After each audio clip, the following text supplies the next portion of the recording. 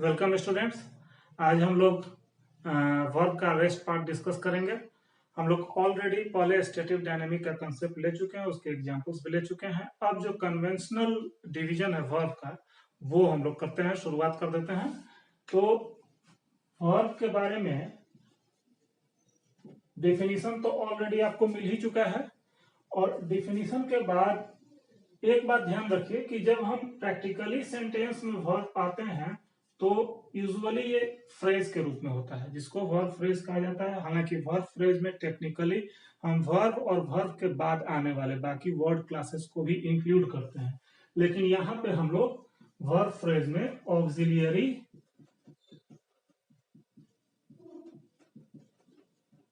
और main verb को केवल कंसीडर करेंगे। ऑक्सिलियरी का डिवीजन अगर करेंगे फिर फर्दर हम, तो ये प्राइमरी ऑक्सिलियरी मिल जाता है और मॉडल मिल जाता है। पहले इस पार्ट को क्लियर करने के बाद आज हम लोग नेक्स्ट लेक्चर में करेंगे मेन वर्ब का यूज। तो प्राइमरी ऑक्सिलियरी तीन होते हैं, एक बी फॉर्म, दूसरा डू फॉर्म और तीसरा हैव। बी फॉर्म में इज, एम, आर और इसके पास्ट फॉर्म में वाज वर का यूज होता है। Is, am, are, was were जब हम करेंगे तो ये देख लीजिए कि बी फॉर्म का यूज हमेशा हम कंटिन्यूअस के लिए करते हैं। और अगर ऑक्सिलियरी को डिफाइन भी किया जाए तो ऑक्सिलियरी का फंक्शन ही वही होता है, डिफिनीशन भी वही होता है कि it assist the main verb in describing the precise timing of the action.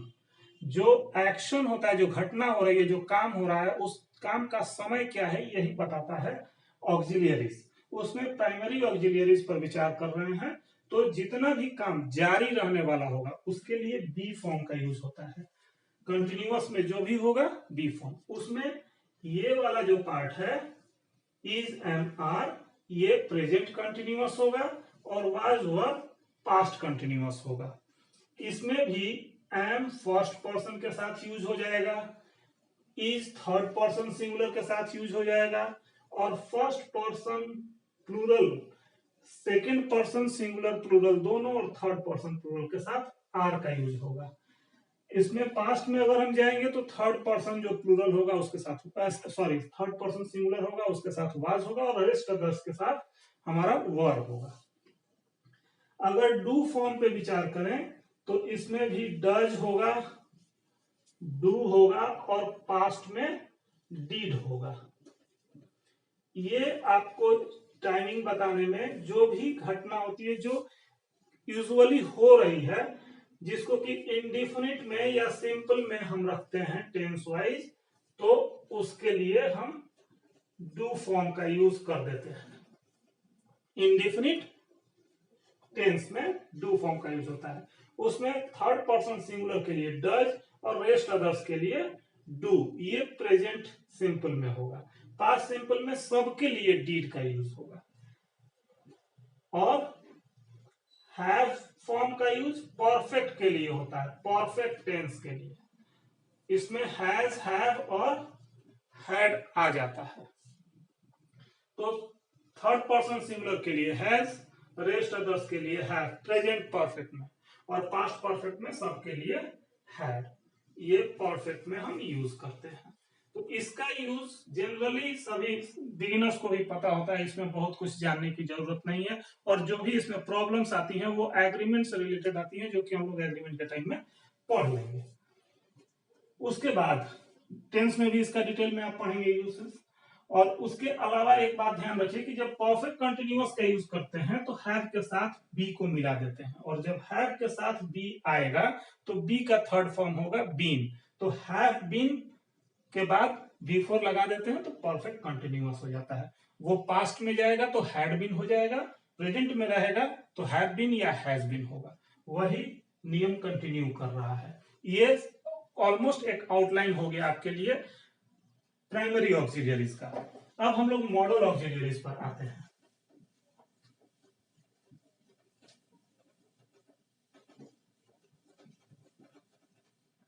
Model auxiliaries में स्टूडेंट्स हमारे पास लिस्ट ऑफ मॉडल्स हैं, जिसमें कि will, would, shall, should, can, could, may, might, ये सारे मॉडल्स होते हैं। इसके बाद हमारे पास ये शुड एक बार फिर से हम यूज करेंगे और इसको एक्सप्लेन करेंगे कि क्यों कर रहे हैं। और उसके अलावा मस्ट, फिर ought to और had better। इधर would rather भी यूज हो रहा है। फिर एक और क्लास इसमें आ जाता है, sub class need, dare and used to.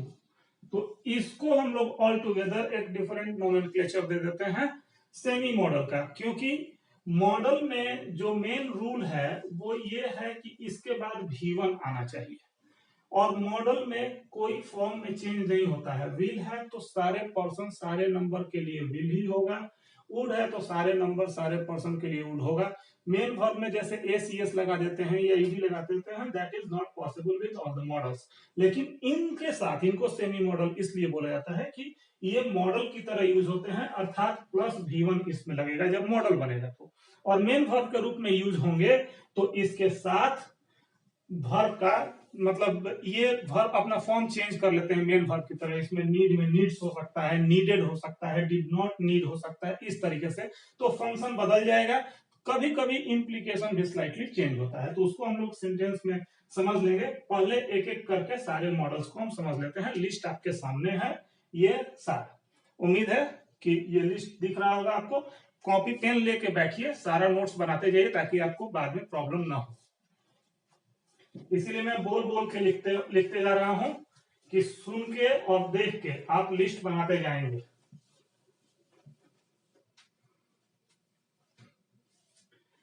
अब जो हमारा फर्स्ट है इसमें विल और शैल।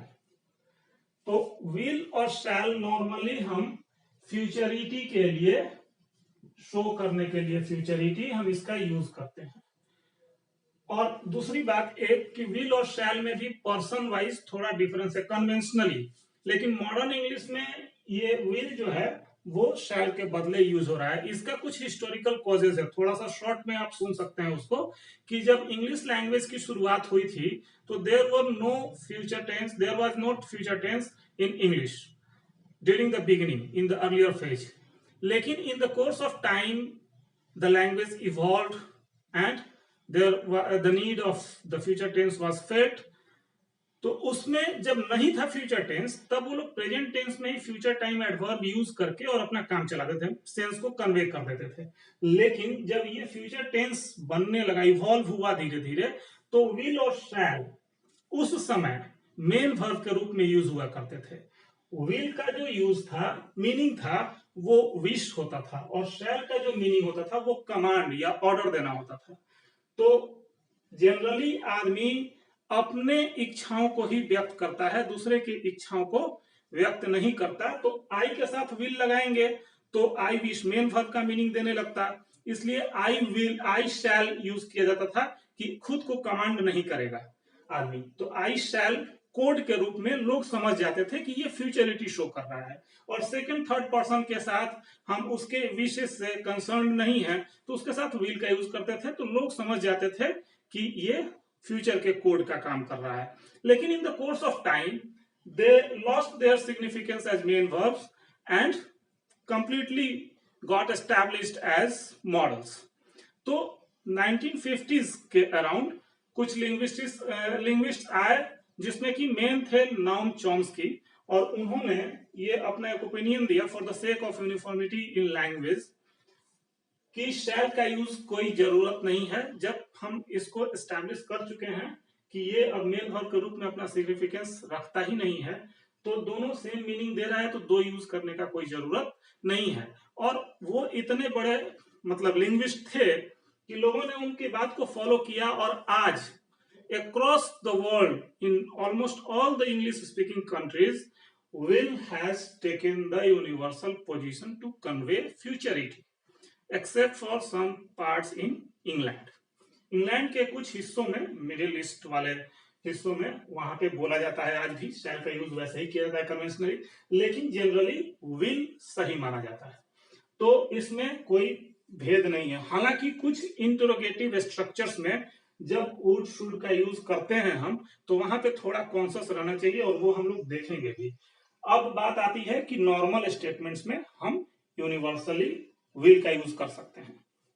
तो इसका यूज देख लें। सब फ्यूचरिटी शो करेगा, लेकिन फिर भी इंप्लीकेशन चेंज हो सकता है। जैसे कुछ सेंटेंसेस आप कंसीडर करें। He will come soon, it will rain tonight,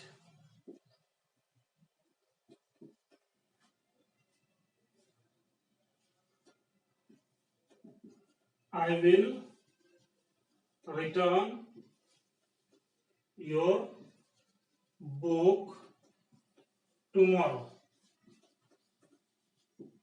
ये तीनों में will है, और तीनों फ्यूचर में जा भी रहा है, लेकिन क्या भाव, सेंस तीनों का, इंप्लीकेशन तीनों का एक ही है।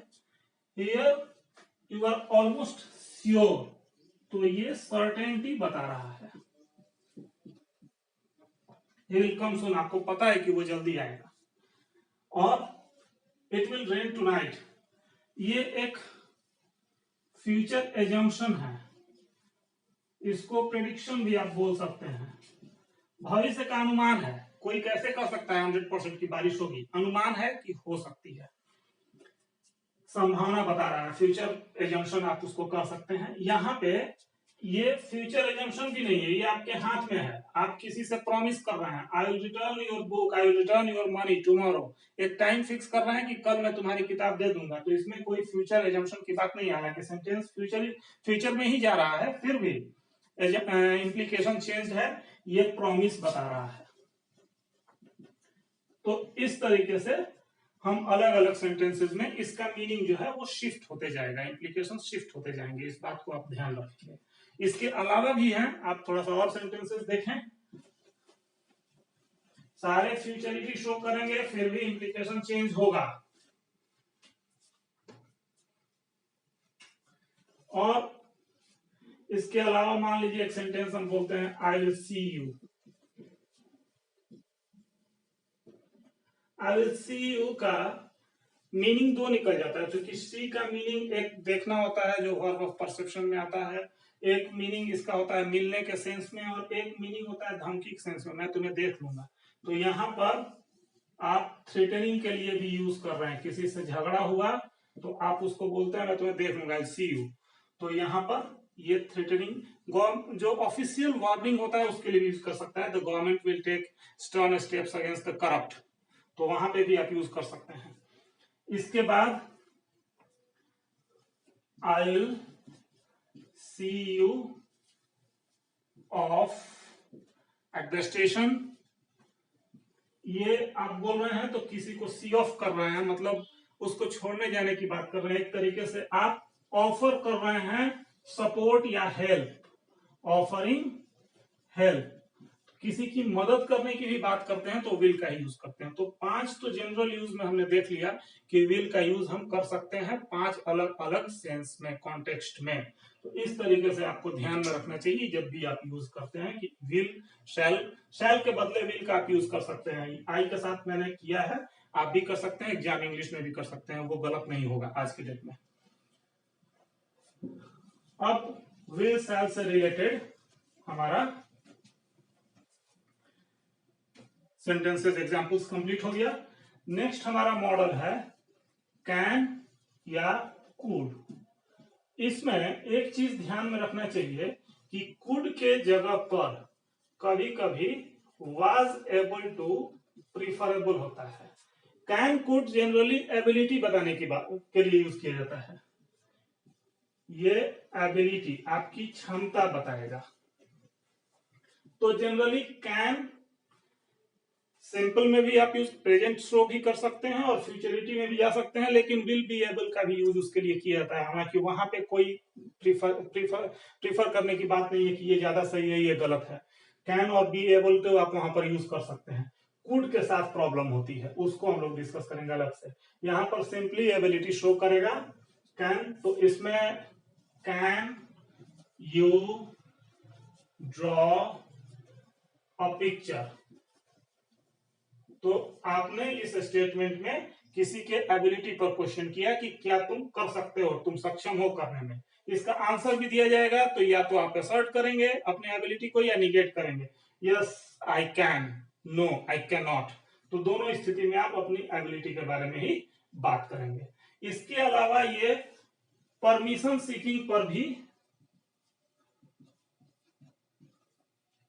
के लिए भी यूज होता है, लेकिन इनफॉर्मल केस में अगर आप कोई क्लोज रिलेशन में वैसा कुछ बात कर रहे हैं या इनफॉर्मली बात कर रहे हैं, कैजुअली बात कर रहे हैं, तो वहां पे कैन का यूज कर सकते हैं। Can I park my car here.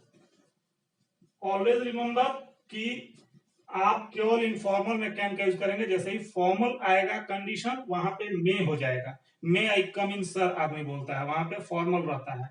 यहाँ पे इनफॉर्मल है तो can I park my car here, ये कैन का यूज होगा। इसी तरीके से पोलाइट रिक्वेस्ट में भी can you pass the salt please, इस तरीके से हम बात कर लेते हैं इनफॉर्मल सर्कमस्टांसेस में। जब फैमिली फ्रेंड के साथ बात कर रहे हो तो उसको इनफॉर्मल बोलते हैं, वहां पे कैन का यूज करते हैं परमिशन या रिक्वेस्ट के लिए। ये चीज एक हो गया।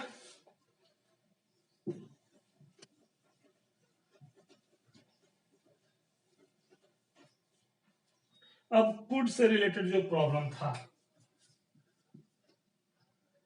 कुड में जनरली हम लोग जैसे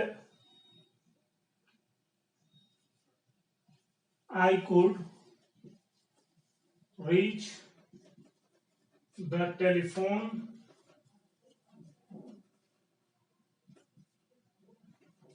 booth after the accident। तो I could reach यहां पर आपने यूज किया, और I could put it wherever I like। दोनों सेंटेंस में कुड के यूज को कंपेयर करिए। थोड़ा कॉम्प्लेक्स है, इजी नहीं है, लेकिन ध्यान रखिए कि यहां पे आपने कुड का यूज किया तो इसके बदले वाज एबल टू आपको प्रिफरेबल होगा, और यहां पे कुड सही है, क्योंकि सेंस ये है कि यहां पे आप for a particular time you attain something, it shows the attainment of something with your ability। यहां पर आप बता रहे हैं कि एक्सीडेंट हुआ, मैं सक्षम था उसके बाद भी जाने के लिए टेलीफोन बूथ पर, मैं जा पाया। इसके बदले में मैनेज टू का भी यूज कर लेता है आदमी, मैनेज टू।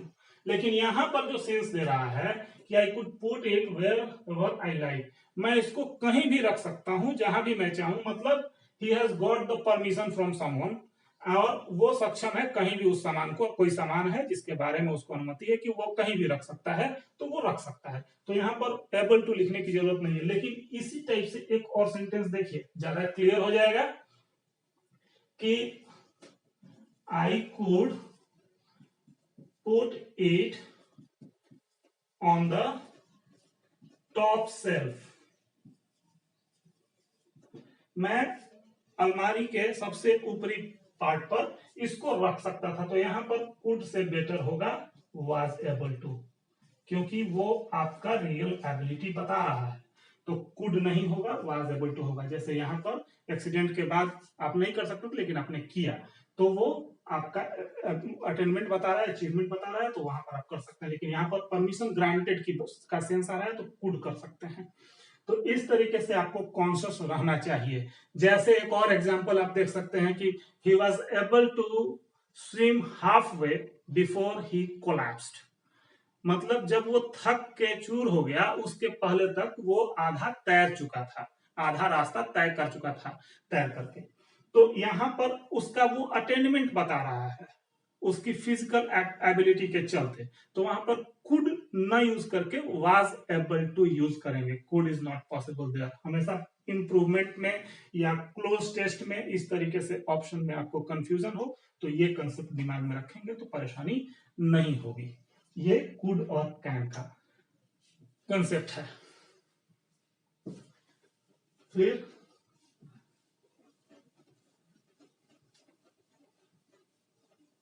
इससे रिलेटेड ही एक और बात ध्यान में रख लीजिए कि जब निगेटिव में बात करेंगे तो कुड नॉट लिखिए या वाज नॉट एबल टू लिखिए, कोई अंतर नहीं है। क्योंकि वहां पर कंसेप्चुअली इसको दिमाग में रखिए आप कि वहां पर कोई काम हो नहीं रहा है, वो अचीव नहीं हो पाया। तो वहां पर कुड नॉट और वाज नॉट एबल टू में कोई डिफरेंस नहीं रह जाएगा। तीसरी बात एक और कैन के साथ और कुड के साथ ध्यान में रखना चाहिए कि वर्ब ऑफ परसेप्शन के साथ आप जनरली कुड या कैन का यूज करते हैं, was able to, is able to का यूज करना वहां पर आवश्यक नहीं है। जैसे I could see, verb of perception see, feel, ये सब। I could see something there, तो यहां पर वाज एबल टू का यूज करना आवश्यक नहीं है, गलत लगेगा, इम्पॉसिबल है। वहां पर I was able to see something there थोड़ा सा क्लमजी साउंड करेगा, गलत टेक्निकली नहीं होगा, लेकिन कुड यहां पर प्रीफरेबल होगा।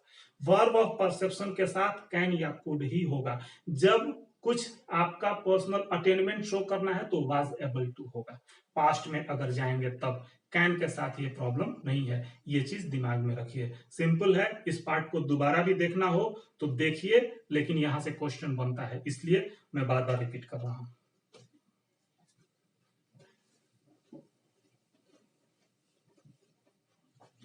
फिर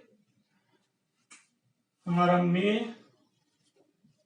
माइट है, तो मे फॉर्मल परमिशन के लिए एक ठो पहले ही हम लोग चर्चा कर लिए कि फॉर्मल परमिशन सीकिंग होगा। जैसे मे आई कम इन, तो यहां पर मे का यूज हमने किया। ध्यान रखिए इन सब सेंटेंसेस में जो स्ट्रक्चर है वो इंटरोगेटिव का है, बट स्पिरिट जो है, जो सेंस है, वो पोलाइटनेस का है, इसलिए इसका इंटरोगेटिव में इसको स्ट्रिक्टली हम नहीं रखते हैं। उसके बाद आप इसका पॉसिबिलिटी बताने के लिए भी यूज कर लेते हैं। वैसे पॉसिबिलिटी से पहले ये ध्यान रखिए कि परमिशन से रिलेटेड है प्रोहिबिशन, आज्ञा मांगना और निषेधाज्ञा करना, आज्ञा न देना। जैसे you may not park your car here, prohibition है। तो यहाँ पे अभी के टाइम में ये यूज नहीं होता है, ये एक्सट्रीमली फॉर्मल हो गया। पार्किंग प्रोहिबिटेड केवल लिख के बोर्ड लगा दिया जाता है, लेकिन फॉर्मल इंग्लिश में इस तरीके से इसका यूज होना चाहिए। इसके अलावा मे का यूज पॉसिबिलिटी बताने के लिए भी यूज होगा। जैसे इट मे रेन टुनाइट,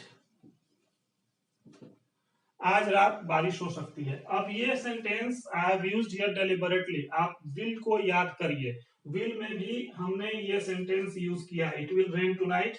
यहाँ पे एक और यूज कर सकते हैं, it might rain tonight. Commonly हम इंटरचेंजेबली भी यूज कर लेते हैं, लेकिन एक स्टूडेंट ऑफ इंग्लिश लैंग्वेज के रूप में आपको ये बात ध्यान रखनी चाहिए कि slight implication these are used, interchangeably use नहीं हो सकता है, कुछ अंतर आ जाएगा। जैसे क्या अंतर आएगा, इंटेंसिटी ऑफ पॉसिबिलिटी का, कितना पॉसिबिलिटी है वो वैरी करने लगेगा। विल है तो आप ऑलमोस्ट सर्टेनिटी की तरफ जा रहे हैं, आपको पूरा अनुमान है बारिश होगी। ये बारिश हो सकती है, आप श्योर नहीं है, यू थिंक दैट बारिश हो सकती है, लेकिन ये सिर्फ आपके आशंका को व्यक्त करता है, एप्रीहेंशन को शो करता है। आप सोचते हैं, जरूरी नहीं है कि बारिश होगी। यहां पे और यहां पे बहुत बारीक डिफरेंस है। जैसे आपने कपड़े धो के सूखने के लिए डाले हुए हैं और आपको डर लग रहा है कि बारिश हो जाएगी, जरूरी नहीं है कि बारिश होगी। जैसे आप रात में अंधेरे में बाहर निकलते हैं, डर लगता है कि सांप काट लेगा, तो सांप आपका वेट नहीं कर रहा है काटने के लिए, वो आपका एप्रीहेंशन है, एक आशंका है। इसको सपोजिशनल यूज बोलते हैं, इसमें आगे और पढ़ेंगे। तो ये डिफरेंस है तीनों के यूज में, विल और माइट, तीनों पॉसिबिलिटी बताता है, लेकिन अंतर है कितना पॉसिबिलिटी बता रहा है।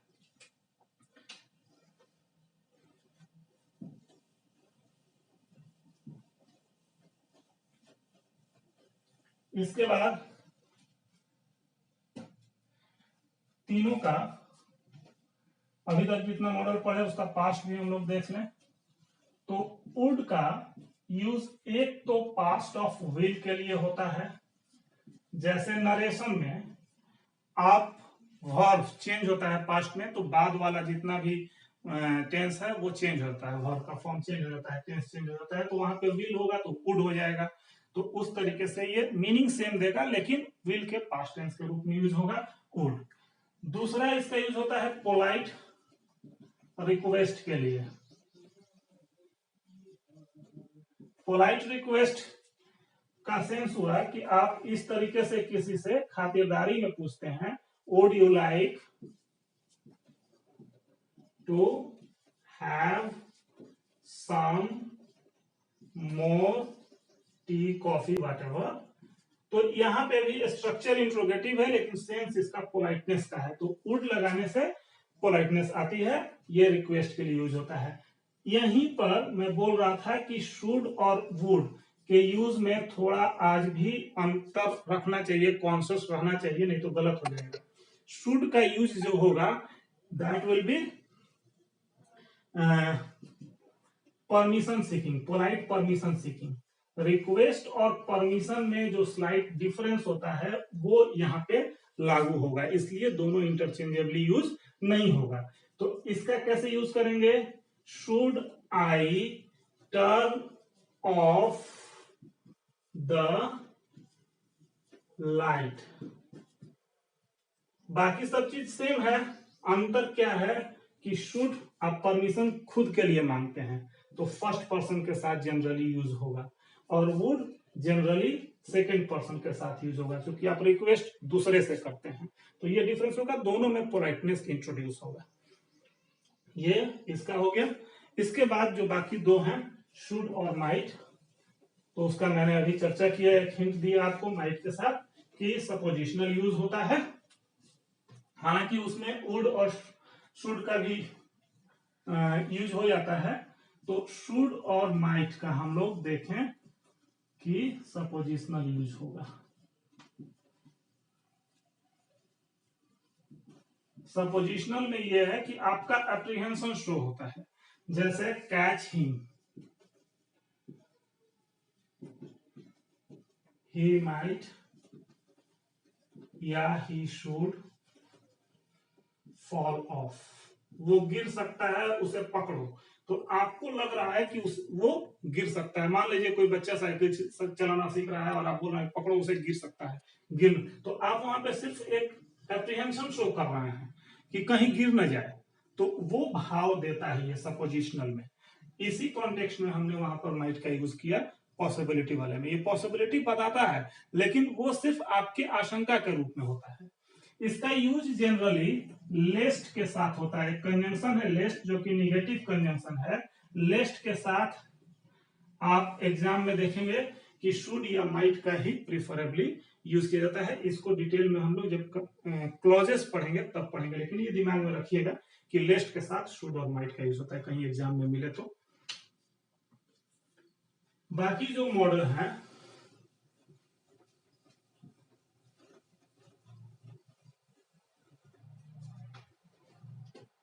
अब हमारे साथ ये शुड है, मस्ट है, ought to है, और एक had better है। had better के साथ भी आप सबसे पहले तो ये ध्यान रखिएगा कि इसके साथ भी V1 का यूज करेंगे। मॉडल के साथ हम जनरली V1 का ही यूज करते हैं, जनरली क्या, हमेशा। तो जैसे शुड एक मॉडल है, वैसे हैड बेटर के साथ बच्चों में, बिगिनर्स में पर्टिकुलरली ये टेंडेंसी होती है कि हैड बेटर टू लगा के तब लगाते हैं वर्ब। तो मॉडल में टू प्लस V1 नहीं हो सकता, कभी भी सीधे सीधे V1 आता है।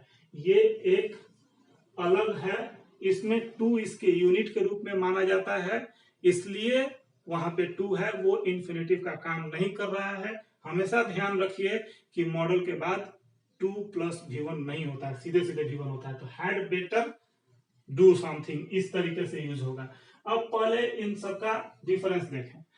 हिंदी में मीनिंग लगभग सिमिलर होगा, चाहिए, इसलिए प्रॉब्लम होती है, लेकिन इंग्लिश में जब यूज करेंगे तो कॉन्टेक्स्ट बदल जाएगा। जैसे ही जनरल सजेशन की बात करेंगे तो शुड आएगा, अगर मोरल इम्प्लीकेशन होगा, उसमें नैतिकता की बात होगी, तो वो ought to हो जाएगा। कंपल्सन होगा, ऑब्लिगेटरी होगा, नेसेसिटी होगा, उसको नहीं करने से आपको कोई नुकसान होने वाला है, तो वहां पे मस्ट हो जाएगा। और हैड बेटर ऑलमोस्ट शुड की तरह होता है, सिर्फ आप किसी को सलाह देते हैं जनरली, इस तरीके से इसके यूज में अंतर होगा। अब सेंटेंस में देखिए, you should reach there on time, यहां पे शुड है, आपको वहां पर टाइम से पहुंचना चाहिए, ये सलाह है। अगर मस्ट हमने बोल दिया तो यहां पे है कि यू शुड, इसमें इंप्लाइड है, you must reach there on time, otherwise they may start proceedings against you, वो आपके खिलाफ कोई कार्रवाई कर सकते हैं, कोई जरूरी जगह पर जाने की बात हो रही है, तब मस्ट का यूज होगा, उसको नहीं करने से आपको नुकसान हो सकता है। इसी तरीके से मोरल इंप्लीकेशन के साथ अगर आप यूज करते हैं कि you should respect your parents, माता पिता का सम्मान करना चाहिए, तो कोई नहीं कर रहा है लेकिन फिर भी कुछ नहीं होता है, लेकिन करना चाहिए। यहां पे सॉरी, यू ऑट टू, तो मोरल इंप्लीकेशन है तो आप ऑट टू का यूज करेंगे, यहां पे ऑट टू होगा। उसके बाद हैड बेटर का यूज करना होगा, तो मैंने बताया कि जनरल सजेशन की तरह ही होता है, you had better C a doctor, तुम्हें डॉक्टर से मिल लेना चाहिए। तो किसी की तबीयत खराब है तो आप उसको सलाह दे रहे हैं, मिलना ना मिलना उसके हाथ में है। तो यहाँ पर इसके मीनिंग से ही क्लियर है कि तुम्हारे लिए दिखा लेना, मिल लेना डॉक्टर से बेहतर होगा। तो इस इंप्लीकेशन के साथ हम यूज करते हैं।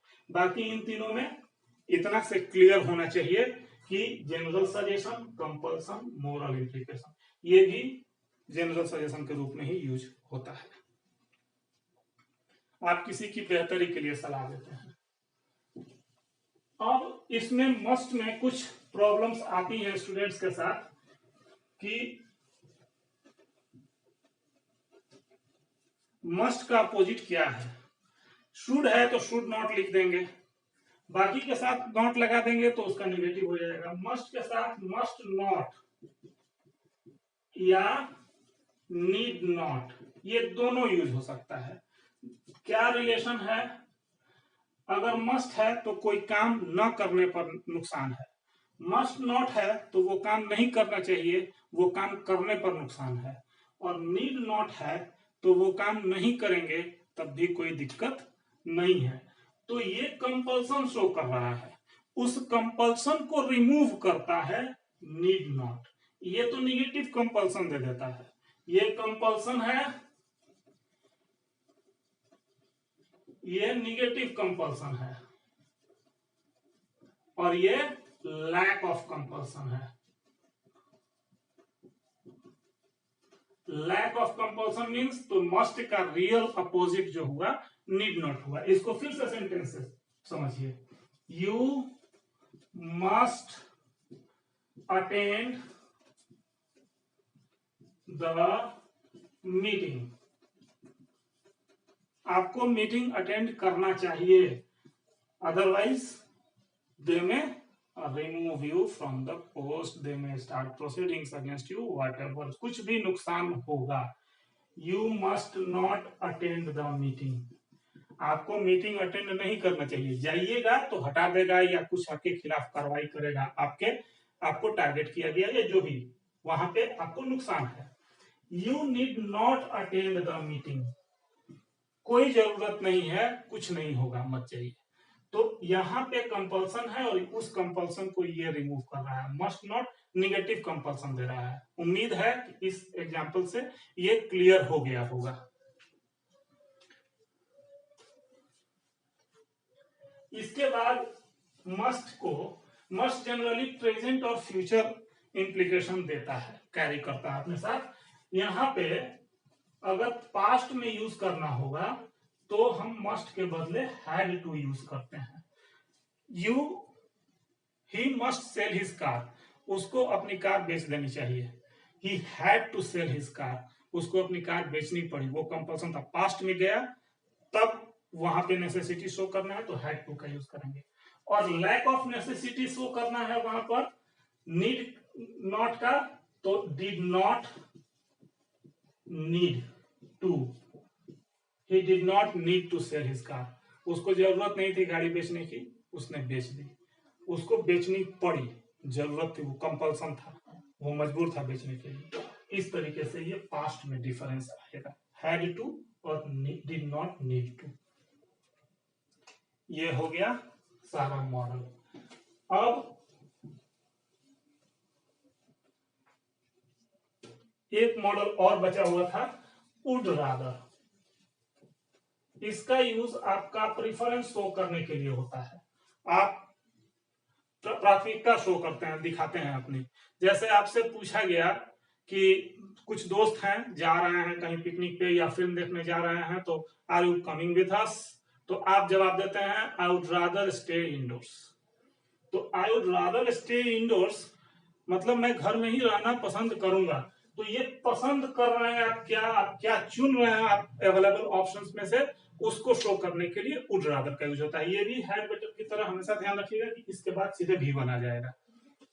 अब हमारे पास एक अलग क्लास है सेमी मॉडल का, जिसमें कि नीड, डेयर और यूज्ड टू हमारे सामने है।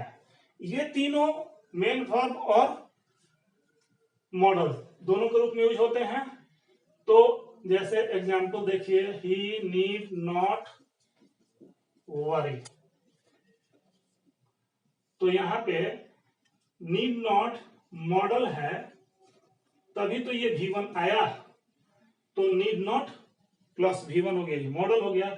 लेकिन इसी को he needs to move faster, उसे जल्दी से यहां से जाना चाहिए।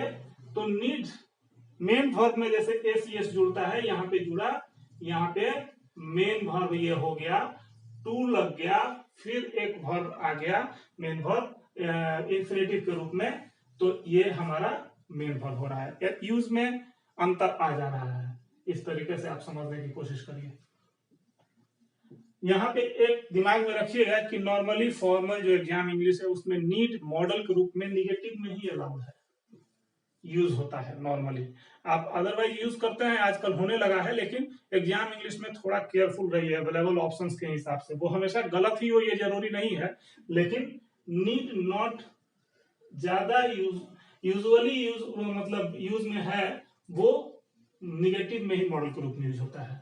डेयर भी निगेटिव और इंट्रोगेटिव विथ हाउ, जैसे she dare not speak before me, how dare you speak before me. तुम्हारी हिम्मत कैसे हुई मेरे सामने बोलने की, या उसकी हिम्मत नहीं हुई मेरे सामने बोलने की। तो दोनों जगह डेयर के बाद V1 आ रहा है सीधे। तो यहाँ पे कोई टू या कोई डेयर में दूसरा फॉर्म इसका नहीं आया है, मॉडल की तरह यूज हुआ है। और यही सेंटेंस ऐसे लिखते हैं, ही डेयर्ड, तो डी जोड़ दिए तो ये मेन वर्ब हो गया, to dream and paid for it, आगे सेंटेंस पढ़ सकता है। तो यहां पर डेयर मेन वर्ब हो गया, ये इसका यूज है। यूज्ड टू में थोड़ा मीनिंग में भी अंतर आता है। नीड का मतलब जरूरत, और ये इसका मतलब हिम्मत होना, साहस होना। यूज टू मॉडल के रूप में पास्ट हैबिट बताता है। We used to play cricket, खेला करते थे, पहले की जो आदत थी उसके बारे में बता रहा है। लेकिन जब इसको मेन वर्ब के रूप में यूज करेंगे, जैसे he is used to such conditions, तो इज ऑक्सिलियरी है तो ऑब्वियसली इसके बाद वाला ये मेन वर्ब हो जाएगा। तो इसका मीनिंग हो रहा है फैमिलियरिटी का, वो आदि है ऐसी स्थितियों का। और यहाँ पर है कि हम लोग वो काम किया करते थे, आज नहीं करते हैं, पास्ट हैबिट बता रहा है। और ये फैमिलियरिटी का सेंस दे रहा है, फैमिलियर है उससे परिचित है, उसका आदि है। तो ये हमारा टोटल मॉडल हुआ। रेस्ट ऑफ द वर्ब्स जो मेन वर्ब है हमारा, उसका टोटल डिवीजन हम लोग अपने नेक्स्ट क्लासेस में, सब्सिक्वेंट क्लासेस में पढ़ेंगे। 1-2 क्लास लगेगा, ऑलमोस्ट क्लियर हो जाएगा। और उम्मीद है कि मॉडल आप लोगों को अच्छा लगा होगा, कंसेप्ट क्लियर हो गया होगा। जहां भी प्रॉब्लम हो हमसे संपर्क करिए, पूछिए।